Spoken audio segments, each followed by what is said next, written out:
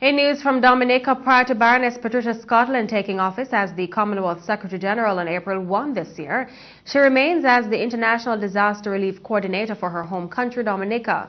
Baroness Scotland recently hosted a team on a scoping mission across Dominica to examine the best ways to rebuild the country as a green economy post-Tropical Storm Erica in the fall last year. At a press conference on Friday, Baroness Scotland shared the goals for Dominica's Build Back efforts. The approach that we've taken is to create a needs-based assessment. What does Dominica need? Then to look at an audit. What has Dominica already done and what does Dominica have?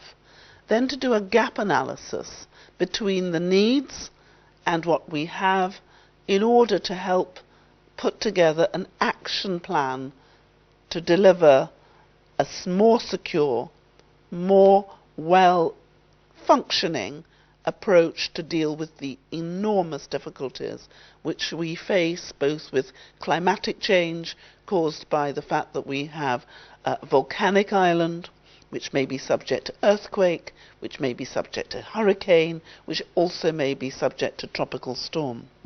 She noted that in order to do so effectively, Dominica needs to draw on the knowledge of global experts. This is why Baroness Scotland says the government has sought the expertise of Scottish architect John McCaslan and his team. The McCaslan team has offered their services to Dominica free of charge. The whole team are here as volunteers.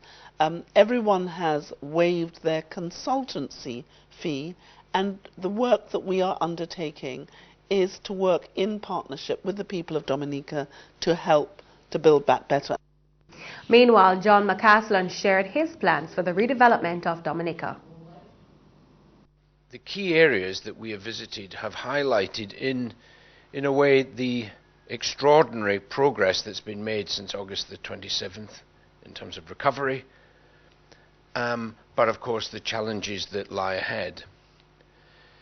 The challenges that lie ahead, I think, are probably primarily, in some sort of order, infrastructure repair, because at the heart of this sort of project or this sort of disaster is the need to